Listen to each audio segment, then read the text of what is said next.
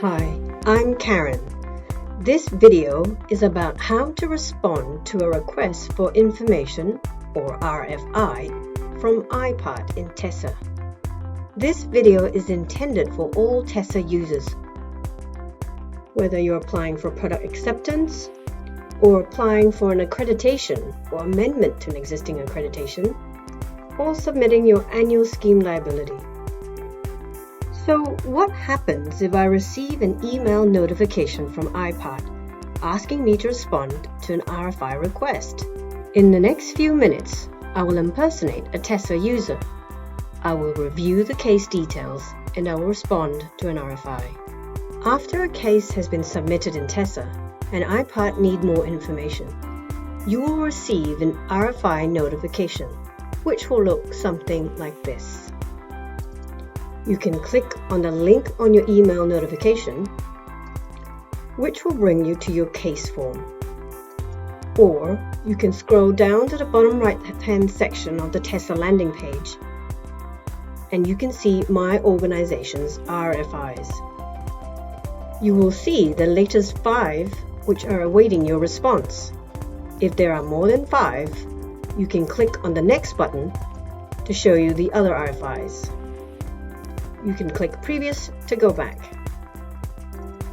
For every RFI, there is a case number and an RFI number.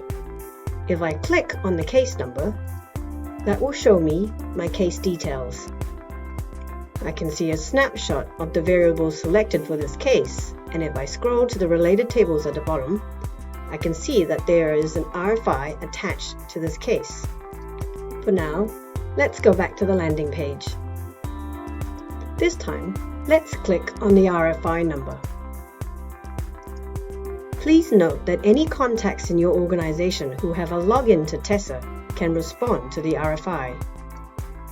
At the top of the form, I can see any attachments provided by iPart for this RFI, and I can download them by clicking on them. Depending on your browser type, you should see a pop-up which you can then click to open the documents. I can see a description of what iPart would like me to complete. I can type in my response. I can also add any new documents by clicking on the Add Attachments paperclip. I can browse and select my file.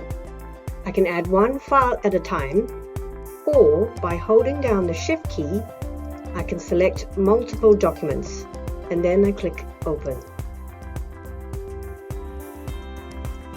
I then need to click the Commit Documents to Submission checkbox, and this will move all my documents into this table. I now need to attach a document type to each of my attachments, and I do this by clicking on the Edit Row pencil, and a pop-up appears. Select your document type from the list available. You can do this by scrolling up and scrolling down. You can attach a document note and then click Save. I'll need to attach a document type for the remaining documents. If I need to delete any attachments, I scroll back up to the top, I click Edit, and then I can delete any attachments. I then need to scroll back down and click Commit Documents to Submission, and that will clear the entry from the External Documents table. If I am not ready to submit my response yet, I can click the Save button to save my progress and come back at a later time. I can then go back to the landing page, find my RFI, and open it back up. This time, I'm going to submit my response. What happens next? The RFI is now awaiting iPart review and assessment. iPart may issue another request for information, in which case I will receive another email notification. At any point in time, I can always go back to My Cases to view my case. I can use the keyword search to search on a key case number, or I can use these categories on the left to filter the case type. Let's recap. I've logged into Tessa, reviewed my case. I've reviewed the instructions from iPart as well as any attachments. I have then responded to the RFI, including attaching any documents, and I have submitted my response.